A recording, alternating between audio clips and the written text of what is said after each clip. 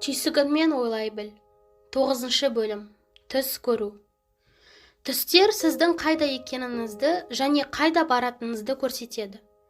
Олар сіздің алдыңызда, сіздің тағдырыңызды ашады. Карл Юнг. Түстер баяғы заманнан бастап адамдарды қызықтырып келеді. Вавилондық Гильгамеш жайлы эпос саз тақтайшаларынан ерте дәуірде түсті қалай жорғанын көруге болады. Ол біздің заманымызға дейін 3000 жыл бұрын болған.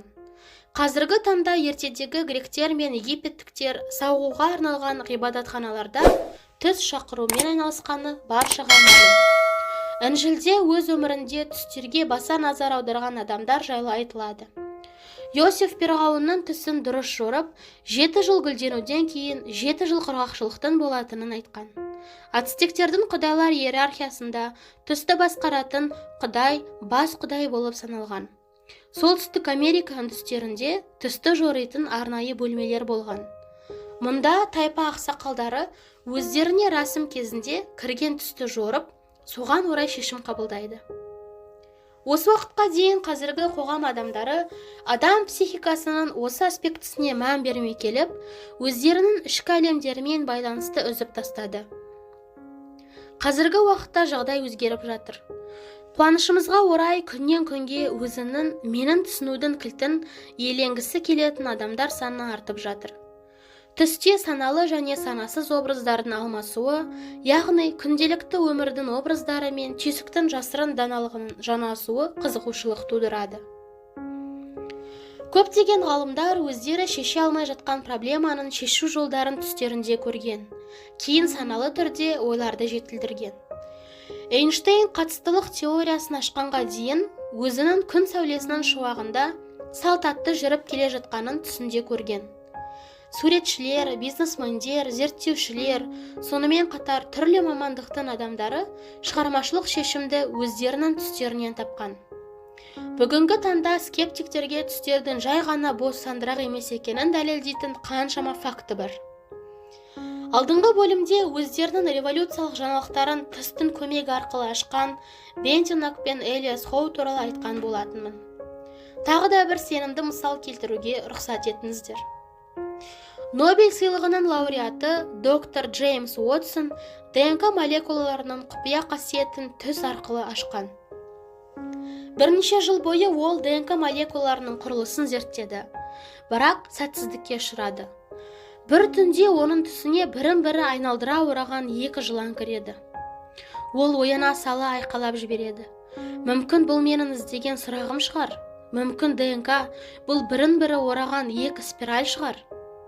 Табиғатта бұндай форма жоқ. Ол осы гипотезаны тексеріп, нәтижесінде генетикалық кодты шешеді. Бұл жаңалығы үшін Нобель сыйлығын иеленеді. Түстер бұл адам нәсілінің ұмыт болған тілі. Мұндағы құпия символдар мен аллегориялар жасырын мағынаға ие. Оларды түсіну, білу ғана қажет. Бірнеше жылдар бойы өзімнің түстерімді жору негізінде және осы уақыт аралығында өзгелердің көптеген түстерін жорғандықтан, түстер арқылы жоғарғы сана бізбен сөйлесетіні жайлы толыққанды сеніммен айта аламын. Түстер біздің қай жерде дұрыс, қай жерде бұрыс екенімізді көрсетіп, ішкі дисгармония мен эмоционалды құлдыраудың жасырын себебін көрсетеді. Олар көптеген құбылыстарды түсіндіре отырып, адам өмірінің терең мағынасын көрсетеді. Түстер адамға қалай тағдырға бағыну керек екенін және әрқайсымыздағы жасырын өмір әлеуетін жүзеге асыруға көмектеседі. Біз бір түнде орташа есеппен 5-7 түс көреміз. Кейбіреуі таң қалуы мүмкін. Кейбір адамдар түсті өте сирек көреміз деп ойлауы да мүмкін. Расында да, әр адам күнде түс көреді. Есінде қалуы да мүмкін, қалмауы да мүмкін. Мұны нақты анықтауға болады. Себебі түс көру кезінде көз жылдам қимылдайды. Осы құбылысты анықтап физиологтар адамның қанша рет түс көретінін анықтай алады. Нәрестелер ұйықтап жатқан кезде 50%-ында түс көреді. Ал жетілмеген нәрестелер 70%. Егер де күніміз қобалжуға, белсенді, жаңа оқиғаға толы болса, біз түс көреміз. Демек түс адамға оның өміріндегі өзгерістерге бейімделуге көмектеседі. Миыңызды түс көруге қалай бағыттауға болады? Біріншіден, ұйықтар алдында миыңызға айтыңыз: бүгін мен түс көремін және оларды есімде сақтаймын. Мұны ішіңізден 20 рет қайталаңыз. Сіз түсіңізде нені көргіңіз келгені жайлы, қай облысты зерттегіңіз келгені туралы болжауыңызға болады. Бірақ есіңізде ұстаңыз: түс өзіндік бағдарлама негізінде пайда болады. Адам қазіргі уақытта нені түсінгісі келетінін ағза жақсы біледі. Екіншіден, төсек қасында бір парақ қағаз бен қарындаш қойыңыз. Бұл тек қана тиімді ғана емес, сонымен қатар символикалық мағынаға толы болады. Осылай сіз өзіңіздің түсіңіздің мағынасын түсінуге деген ынтаңызды көрсетесіз. Сіздің түсіңізге деген қарым-қатынасыңыз түстің сізге деген қарым-қатынасын көрсетеді. Түсті түсінуге тырыспас бұрын, оны ең алдымен мойындап, құрметпен қарау керек. Сонда түстер жиірек түсіңізге кіреді. Үшіншіден, таңертең ұйқыдан оянған кезде тез арада төсектен тұрып кетудің қажеті жоқ. Себебі бұл уақытта баяу түрде сіздің санаңыз қайтып келеді. Осы аралық, яғни түс пен өн арасындағы уақыт үлкен мағынаға ие. Бұл екі ғалам арасындағы құз болып саналады. Мүмкін бір жерде әлі де түс бөлшектері ұшып жүрген шығар. Егер де солай болса, онда өзінің олжасының соңынан жүрген ит сияқты түсіңізді бақылаңыз. Оның бөлшектерін еске түсіруге тырысыңыз. Түсті ойша бірнеше рет қайталап, түс толыққанды қалпына келгенге дейін әр қайталаған сайын оған бір бөлшекті қосып отырыңыз. Орныңызда тұрып, түсіңізді қағаз бетіне жазыңыз. Жазу барысыңызда есіңізге түскен барлық бөлшектерді жазыңыз. Түс қағаз бетіне түсірілген соң, оны жоруға кірісу керек, немесе кейінге қалдыру керек. Түс жору. Түсті жоруда әуесқойлыққа қарағанда қызығушылық маңызды рөл атқарады. Өзіңізді ерте дәуірдегі тұрғындардың мекенін зерттейтін археолог немесе бірінші зерттеуші адам ретінде елестетіңіз. Түсті жору археологиялық қазба жұмыстары сияқты. Сіз тек қана жәдігерді тауып қана қоймай, сонымен қатар оның мағынасын түсіндіруіңіз керек. Осы және алдыңғы бөлімдерде айтылған түстер өте қарапайым түрде түсіндіріледі. Мен түстің адам қызметін қалай бағыттай алатынын көрсету үшін мысал келтірдім. Бірақ бұндай түстер ерекшелік болып саналады. Сіздің түстеріңіз 90% мағынасыз болып көрінеді, немесе оларды жору өте қиынға соғады. Олар сіз түсінбейтін шет тілде берілген сандырақ сияқты. Егер де сіз расында өзіңіздің түстеріңізді түсінгіңіз келсе, және оларды жорудың кілттеріңіз білсеңіз, онда олар сіздің алдыңызда зерттелмеген әлем ретінде ашылады. Жолдауды жіберуде символдар мен аллегориялар пайдаланылады. Символдар біздің ішкі даусымызға ойлауға тұрарлық сөздерді айтады. Түстер түрі лингвистикаға қарағанда поэзия мен өнер әлеміне жақын. Түстерде тіл белгілері қолданылмай, символдар қолданылады деген гипотеза бар. Сондықтан да адам санасының осы бөлігі тілге қарағанда ертерек пайда болды деген жорамал бар. Түс бұл түйсіктің сізге жіберген жолдауы. Сондықтан да олар сіздің ішкі дүниеңіз туралы ақпаратты қамтиды. Түстер әр уақытта да нақты бір адаммен байланысты. Ол қай жерде қиындық көріп жатыр, нені болдырмауға тырысады, оған не жетпейді, нені елемейді, және оған не істеу керек екендігін көрсетеді. Түстің 95%-дағы адамдар, құбыжықтар, сіздің өміріңіздің белгілі бір аспектісін көрсетеді. Түсті жоруға кіріспес бұрын бір нәрсені анықтап алған жөн. Түстегі барлық тұлғалар ол сізсіз. Егер де түстегі сіздің балаңыз, туысыңыз, жұмыстағы әріптесіңізді және тағы да басқаларын ескермегенде, бірақ соның өзінде олар сіздің бейнеңіз болып саналады. Мысалы, үйге тонаушы кіріп жатқан түсті қарастырайық.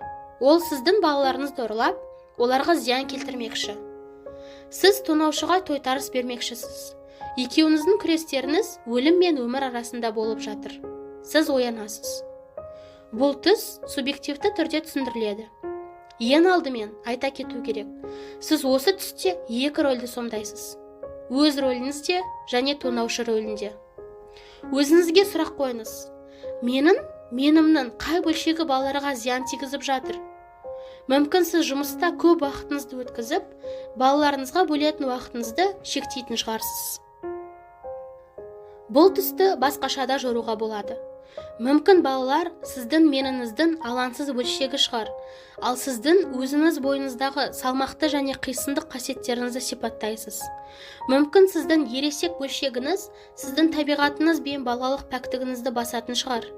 Осы түс сізге осылай өмір сүру арқылы сіз бір нәрсені назарыңыздан тыс қалдырып жатқаныңызды көрсетеді. Түсіндіңіз бе? Түсіңізді дәлме-дәл жорудан аулақ болыңыз. Мысалы, сіз жарыс автокөлігі арқылы жылдамдығы сағатына 90 миль бұралаң тау жолымен келе жатқаныңызда түсіңізге кіреді. Сіз рөлге ие бола алмай соғылып жарыласыз. Бұл сіздің жақын арада автокөлік апатынан қайтатыныңызды білдіре ме? Бұлай болуы екіталай. Бұл түсте сіз туралы дәлме-дәл ақпарат берілмейді. Мүмкін сіз өміріңізді басқару мүмкіндігінен айырылып жатқан шығарсыз. Сізге қай жерде тоқтау керек? Мүмкін түс келесіні көрсеткісі келген шығар. Егер де сіз тоқтамасаңыз, соғылып жарыласыз, яғни ауырып қалуыңыз мүмкін. Өзіңізге қымбат нәрседен айырылып қалуыңыз мүмкін. Немесе өзіңіз үшін қымбат адамнан алшақтайсыз. Түсте өлімді көру дегеніңіз бұл өзгеріс. Бір жағдайдан келесісіне өту.